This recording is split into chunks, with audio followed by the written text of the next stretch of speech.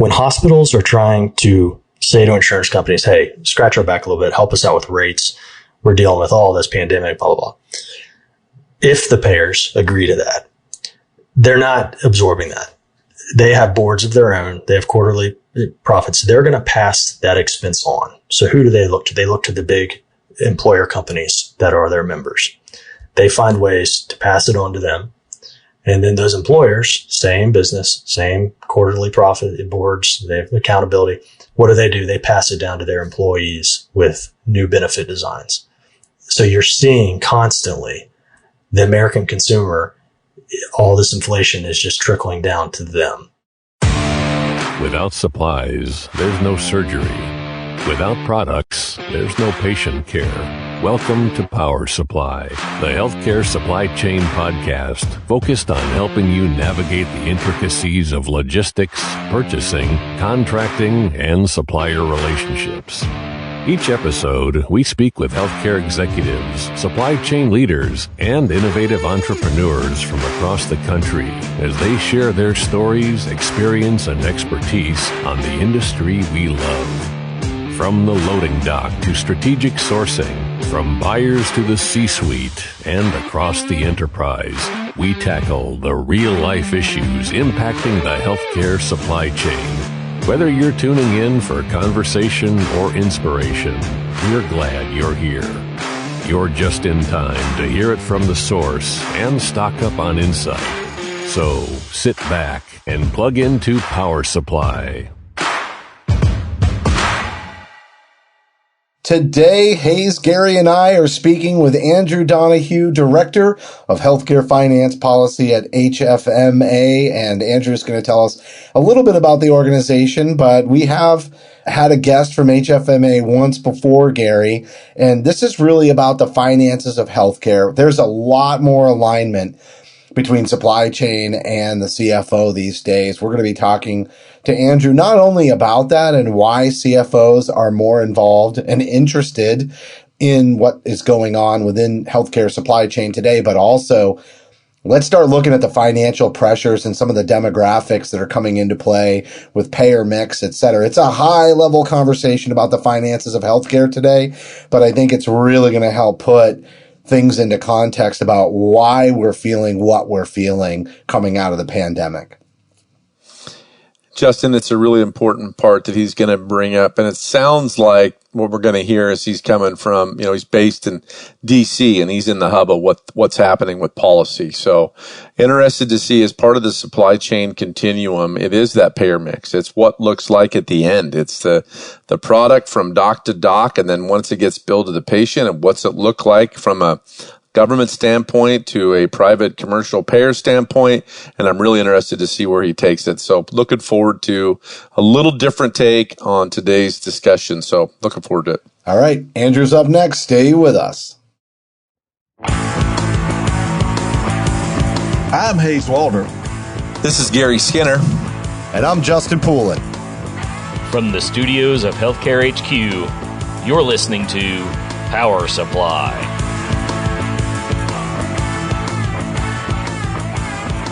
Andrew Donahue, Director of Healthcare Finance Policy at HFMA, joining us now.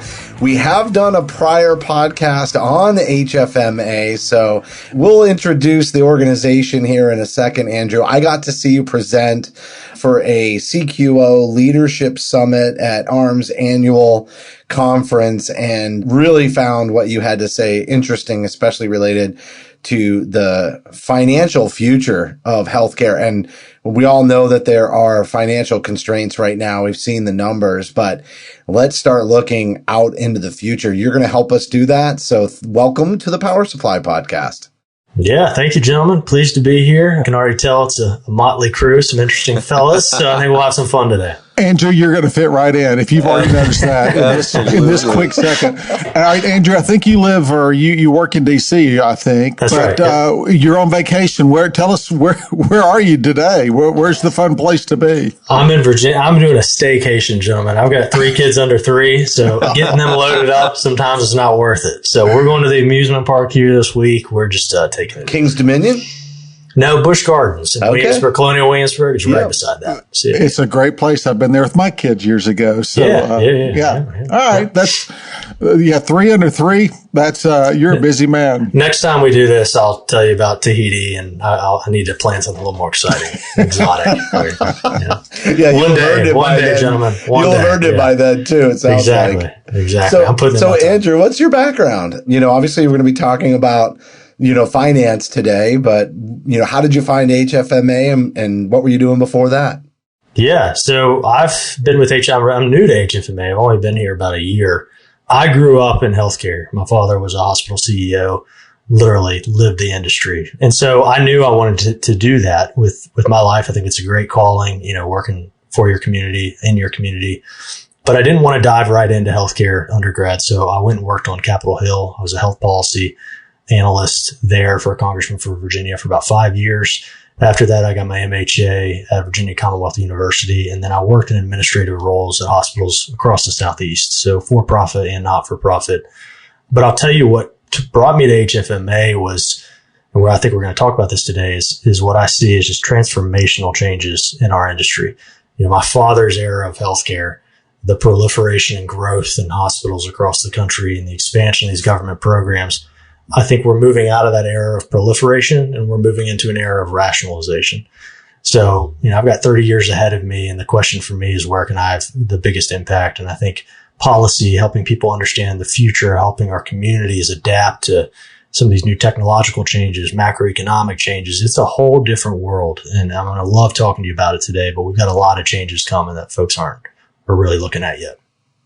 So HFMA, you're really speaking to hospital CFOs, correct? Like this is your main audience. And we've done a lot in the first interview and even as we talk to supply chain leaders about getting involved in HFMA, because I feel like supply chain, especially at senior level, has an audience, with the CFO specifically. I mean, obviously the C-suite has to pay attention to it because the logistics impact and we're looking at back orders like crazy and everything. Even as we have this interview, the Panama Canal may be rearing its ugly head in terms of what it might do to impact logistics. But on the finance side, we're living with some rising costs. Obviously the payer mix is changing even more just demographically. You and I talked about that and we're going to get into it. But why is it a good idea for supply chain leaders to get involved with HFMA, and why are CFOs paying more attention to supply chain leaders in their strategy today? Yeah. Well, I'll start with why I think our members should be more focused, our CFOs, in developing relations with supply chain. We all know with the pandemic, if you've been following hospital finances, it's workforce. Our bottom lines are just getting hammered, particularly with nurse agency labor. But so aside from that, when that's not staring at you in the face, the second most important relationship on our P&L is with supply chain leaders. You guys are controlling all the inputs, all the devices, everything we do, everything we touch is literally coming from you all. And a lot of our greatest frustrations with our workforce stems from your work. So not only do we need to be worried about the inflation and the expenses and inputs for our business, but you guys really are the engine of everything we do. And that's why we tend to spend most of our time with you. We share a lot of your mentality, very practical, problem solving, realistic about the challenges we faced. There's kind of a natural relationship there that I think we need to cultivate in the years ahead. As far as, why supply chain leaders should invest in HFMA and what we're doing, I think, again, moving into this next era of healthcare, everything's going to be financial. When you move into an era of rationalization, it's not always about the new things you can purchase and implement. It's going to be more about what are we going to wind down and phase out. And that's going to be just a really challenging time, and having as much dialogue and rapport with your CFO, understanding what truly drives them, motivates them, what keeps them up at night is going to engender trust and make you much more effective as a supply chain leader. Can I switch gears a little bit, Andrew? Obviously, we are focusing on supply chain. Obviously, that's one of the biggest drivers. Labor is too. But any input, any thoughts as it relates to the payer contracts and some of that stuff? Because obviously, I just got back from a meeting with a bunch of CEOs, nearly 40 of them. And frankly, that was kind of they're the only people out there that seem to be making money in healthcare right now. And do you guys look at that much, or do y'all address that at all? Yeah, it's absolutely. And I'm so glad you brought it up. It's one of the biggest frustrations we have right now. Here's something about healthcare that not a lot of people get, particularly policymakers in DC. Everybody thinks hospitals have come out of the pandemic. We're back to business. It's kind of like a hot dog stand. You got your PPP loans. You should be back. We're not wearing masks anymore. Back. What people don't understand is the average contracting cycle between us and the insurance companies, which is where we get most of our revenue, is a 3-year cycle. So for the 2023, this is the first time since the pandemic began that we're able to sit down with those insurance companies and say, hey, listen, we absorbed a lot of expenses just to keep our doors open to service your members. We need you to scratch our backs a little bit, help us out. We can't make it. We need this X increase or Y increase. We're having those conversations right now, and we're getting nowhere with these insurance companies. They've got a ton of leverage. If you think about it, the healthcare business 101, easiest way to understand healthcare is this. Hospitals get bigger and bigger to have more leverage to negotiate with insurers who are getting bigger and bigger. That tit for tat has been going on for years, and we're at a breaking point now that if we can't extract rate increases out of them coming out of this pandemic, it's unsustainable. And that's not my word. That's the rating agency's words. We're in an unsustainable moment in healthcare. Wait, but wouldn't that also put the insurance companies out of business? Like, is this a game of chicken? Yep. And then sprinkle in a little DC. We're competing for their attention to try to get advantages from them on this or that. So yeah, absolutely. Sprinksmanship and chicken. Why is it that they think we're out of the pandemic? Are they looking at other industries and saying, oh, they're fine, healthcare should be too? Like, what's the cognitive distortion going on there? I think a fundamental lack of appreciation for the complexity of our business. As I mentioned before, the nature of contracting relationships with insurance companies, the way we get paid by our patients is wacky. But B, another thing that people forget about hospitals is we're not all the same. It's about 6,000 hospitals across the country. Some folks in DC will look at Q2 earnings reports that just came out in early August. They look at the investor-owned hospital chains. They're doing okay. They're struggling a little bit, but all of them raised their revenue guidance the past couple of weeks, I think. So they say to themselves, well, okay, they're doing okay. But they don't look at the other, vast majority of the hospitals, not-for-profit hospitals and communities that have established themselves as the essential community provider for all healthcare services. We're struggling. And then you got rural hospitals that are just barely hanging on, 50 or 60% at risk going out of business right now. So I think it's just a lack of appreciation for complexity and then just looking at the wrong folks who are doing well. Andrew, if I could take a step back, just you're talking about payers in general, and for our listeners, I think about the majority of the hospitals that I work with, 60% Medicare, Medicaid, then we get into private, commercial, and all those different bits and pieces. Can you break that down a little bit too? Because I'm always wondering too, from a government standpoint, are they going to raise the reimbursement rates on total joints and total knees and spine cases because we're not getting reimbursed? I'm always thinking down that road too as a piece of this, but not to make it too big, but can you break it down when you talk about payers a little bit just if you don't mind, I appreciate it. Yeah. So the not-for-profit sector, let's talk about that for a second. Most of our hospitals are not-for-profit. The rating agencies just came out this past month and released a deteriorating outlook for that sector. And one of the ways they describe it is they call it the 75-75 conundrum. So you've got 75% of your revenue right now coming from government payers, like you just mentioned. Pretty much fixed, if not eroding. You're not seeing growth, or if you are seeing growth, such as in the annual payment rules, it's not enough to outpace inflation, so it's an effective cut. That's 75%. Is your top line. Then you look at your expenses on your P&L. That's the other 75. 75% of that is experiencing unprecedented inflation. So supply chain and labor expenses and whatnot. So that's the unsustainable moment that we're talking about. And with a lot of the hospitals that are doing well, as we all know, typically their payer mix is more heavily weighted towards commercial. And that gets back to that tit for tat. All hospital systems across the country right now, in order to just make it on the government payers. They get as much commercial as they can, and they all compete for that commercial business in all their service lines, because that's how you cross subsidize. But think about it for a moment, and I think Justin will get into this a little bit. With baby boomers aging into Medicare, commercial pie is getting smaller and smaller and smaller, and bottom lines just aren't built. They're not resilient enough to survive that transition. And not to mention the competition with the ASCs, where a lot of the commercial overnight 24-hour stays are going too. So, no, really great point, Andrew. Thanks for clarifying that. Really appreciate it. And to that point, there's I better not name it because I don't know that it's, if they've done this, out there yet, but there's a large system that they're going to actually self-insure their own employees. And many of them do that, but they did an analysis and they expect to save between $70 and $100 million per year. And so that used to be premiums. That used to be profit for the payers, and they're trying to pull it out everywhere they can. But I mean, we're all in our own, we all have our own businesses, and we've been paying higher premiums for 20 plus years. It's not going anywhere. So, and I never use it. And so, it's frustrating on the payers. They make huge margins. And unfortunately, most of our hospitals out there are 3 or 4% or less margins. And so that's tough.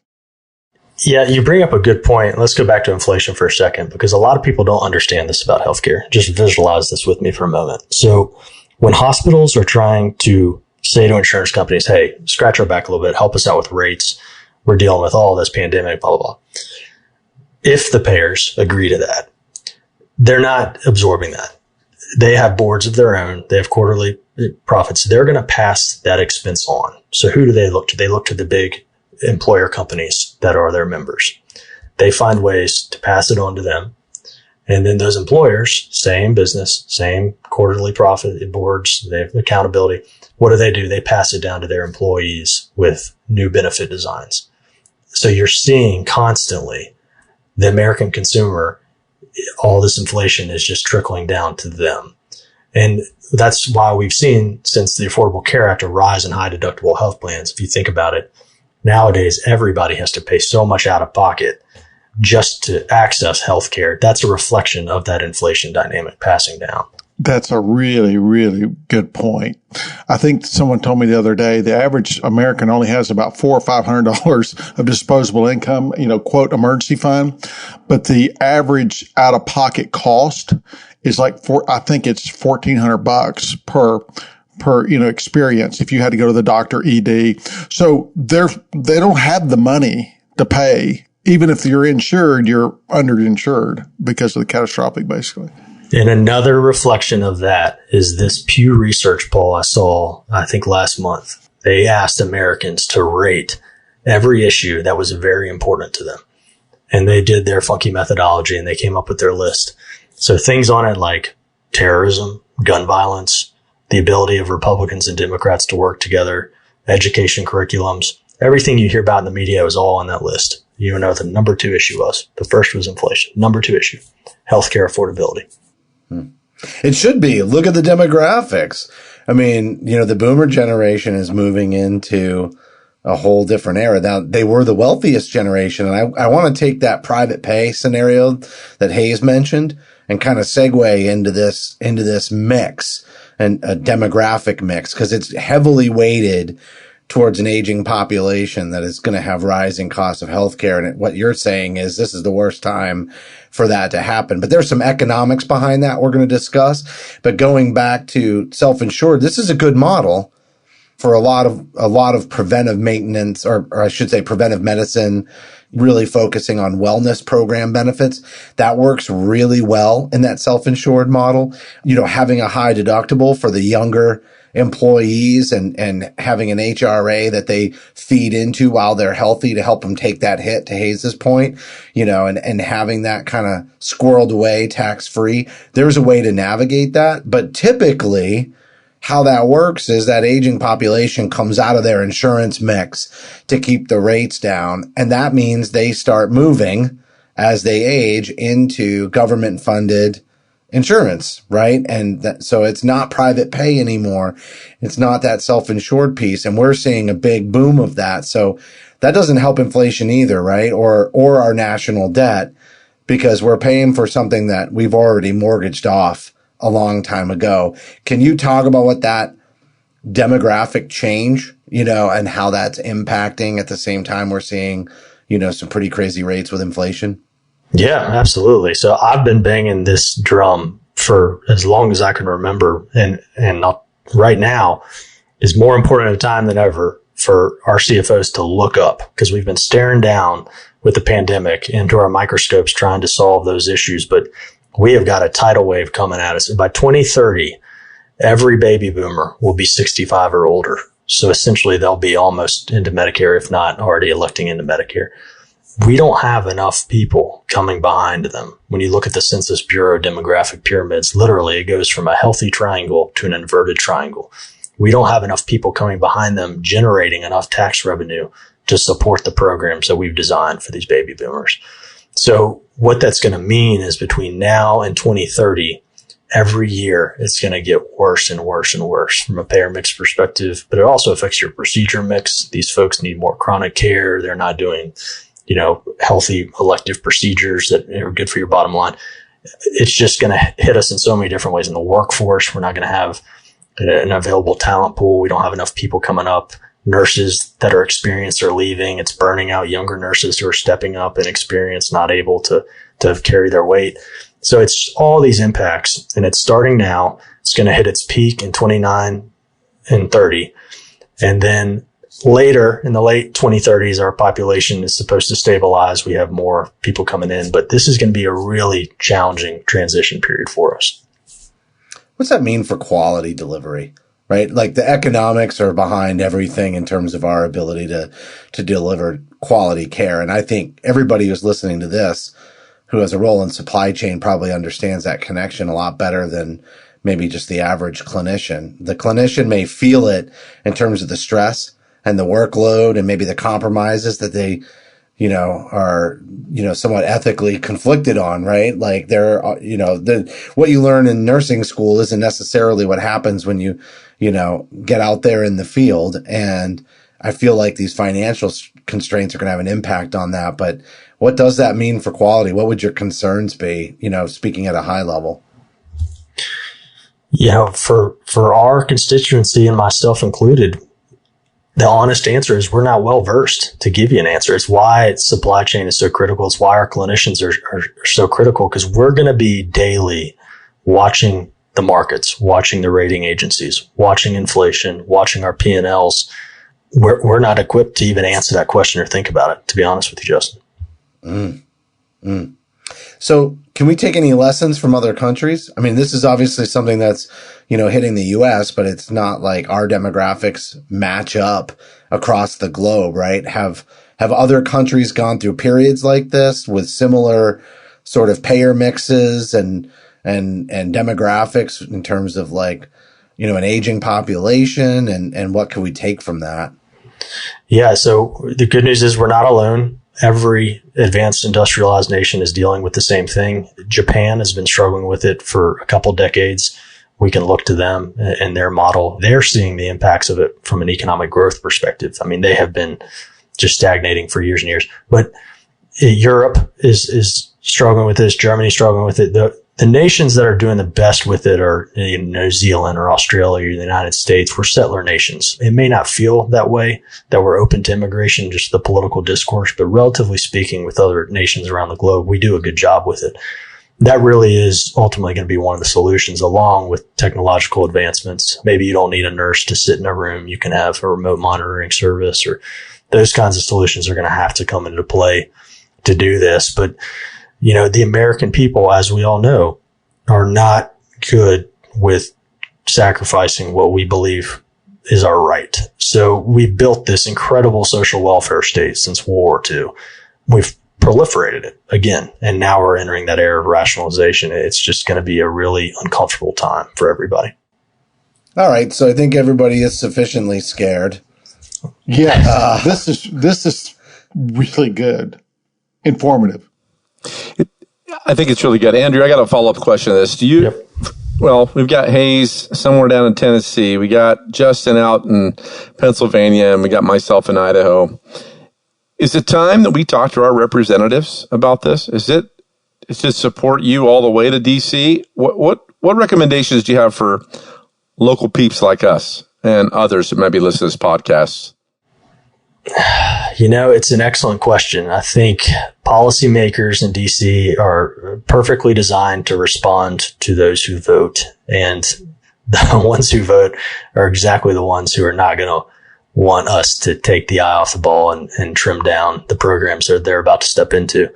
Well, I mean, what do you all think? I mean, what's your gut tell you on how we need to approach this? Well, I throw that out reason, Governor Otter is pretty well spoken in the state of Idaho, and I think he listens to that, and he's probably maybe, I don't know, from my perspective, easier to get information to in Boise, Idaho than maybe in Hayes' world or Justin's world. I'm not sure, and we're pretty good. We're pretty close with some of our legislatures where I'm from, and we can visit with them and our representatives. So I think the conversation unsustainable is the word that kind of makes me really think about this. And, we're going to be there someday. We're coming around the bend at some point in time, and I want to make sure families are taken care of. And that's why I proposed the question. That's why I just asked. And I hope it was appropriate. And if it's not. No, it is. Yeah. So I think it's kind of a basic human response. It would be my advice is we all want to leave things better than we found it.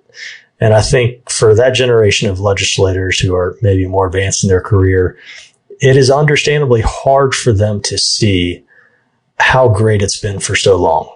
And, part of that is economic. Part of it was hard work. They did a lot of great things. Nobody's saying they didn't work for what they got. And I'm talking to my father right now. We have this conversation sometimes.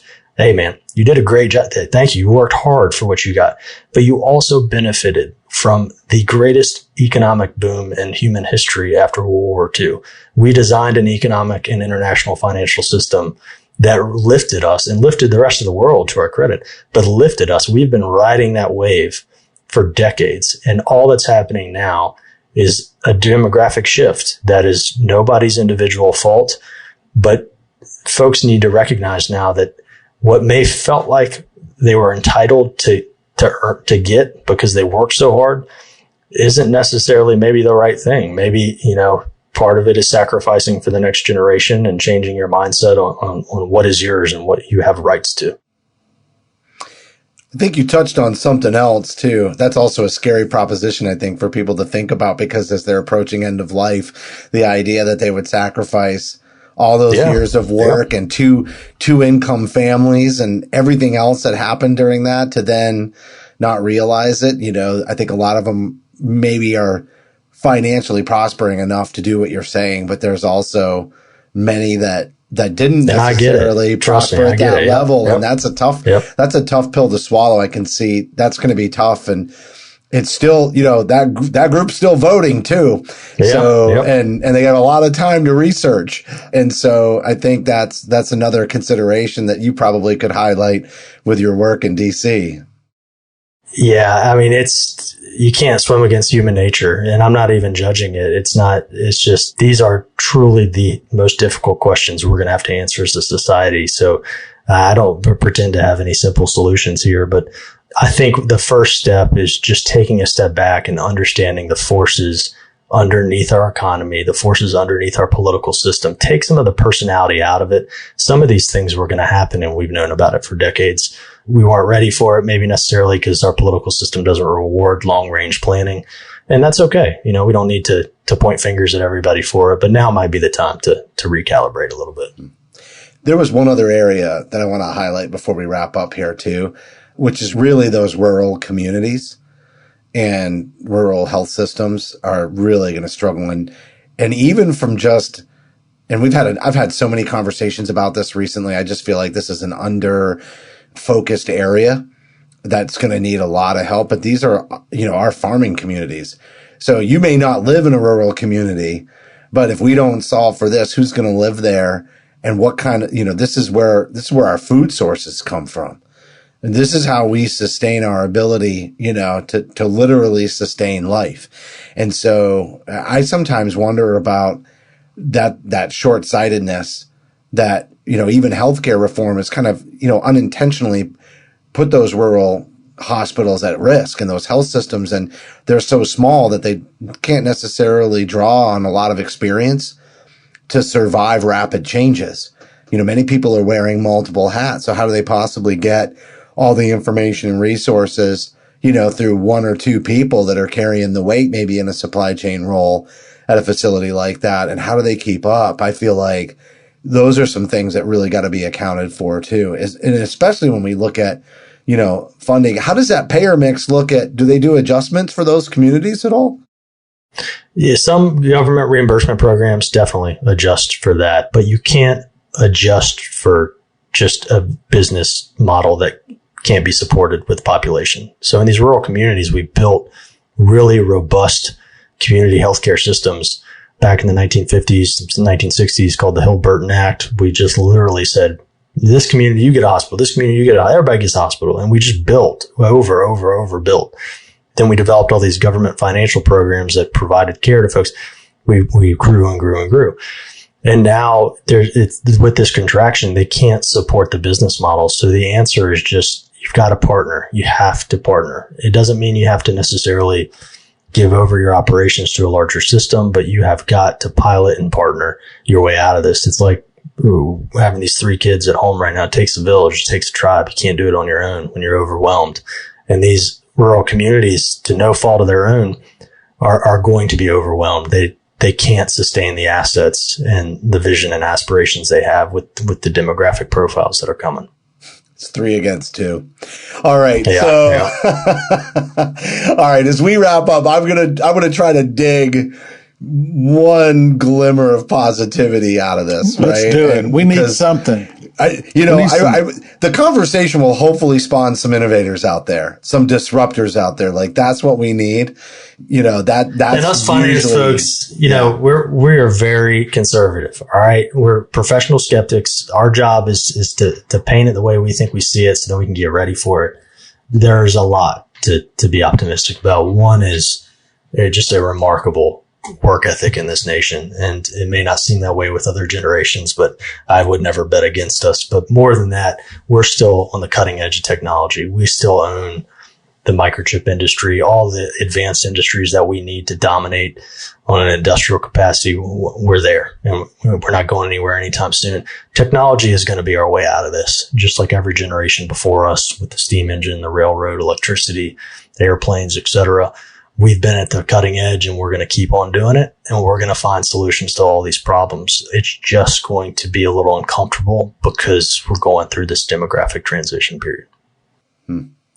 Well said, Andrew. Great job, and wonderful job. Yeah, I think sometimes just looking at this big picture, of the finances, because I think there's going to be people out there that, to your point about the work ethic in this country, just working so hard, and sometimes wondering, like, is the end in sight? When are we going to get some relief? And, I think the message is we got to buckle down a little bit, but with some good innovation, with some good disruption, with people recognizing the opportunity here to really hopefully rescue a generation on some level.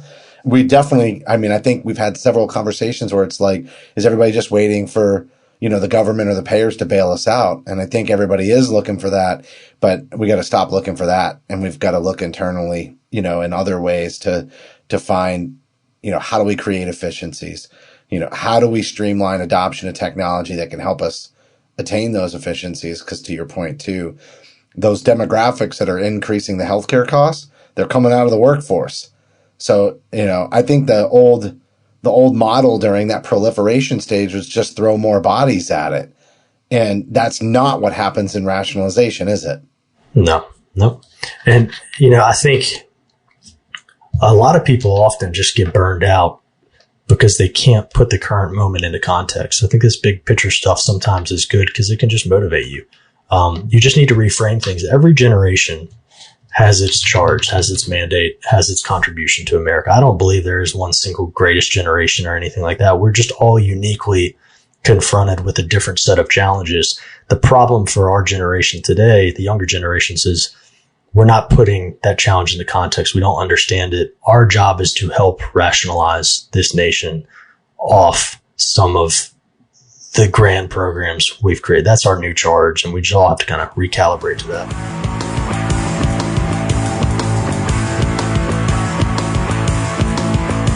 That was Andrew Donahue, Director of Healthcare Finance Policy at HFMA.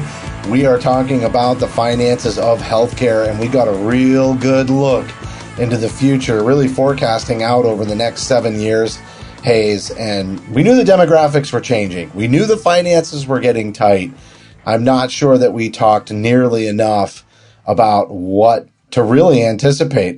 I feel like we got to buckle down a little bit and kind of be ready. It could be a bumpy ride. Well, clearly, I think, Justin, what to your point, he did a great job laying out where we are now. And maybe he even gave it that 2030 date that we're definitely having to look towards. And it's impactful. And it might be, as he said, a really bumpy ride. So I learned a lot. I want him back. I want to talk to him more, because there's so much there to unpack that we've got to do a better job, at all levels of healthcare, and mainly in policy, mainly in the insurance and the payer side. But he did a great job. Yeah, I feel like we'll definitely have to have him back just to keep continuing the conversation, maybe down at more of a granular level on various issues that are impacting hospitals' finances, because just staying aligned with that in supply chain to make sure we're hitting home on those goals and what's important for our organizations to thrive is going to be really critical. So I would expect to see Andrew coming back. All right. Thanks for listening, everybody. Thank you for listening to this week's episode of Power Supply. As a reminder, you can help support us by subscribing on your favorite podcast app or by downloading the smartphone app on your iPhone or Android. Simply search for Power Supply in the App Store or Google Play. The best thing about downloading the smartphone app is that you can access bonus content for certain episodes and view episodes in certain categories, like articles on the go and vendor spotlights. Are you following us on LinkedIn or Facebook yet? If you are and you love an episode or post, then let your social network know about it. Like, comment, or share our posts along with your thoughts and keep the conversation going. If you have any topics or guests that you would like to recommend for a future episode, just send us an email to info@powersupplymedia.net. We look forward to hearing from you.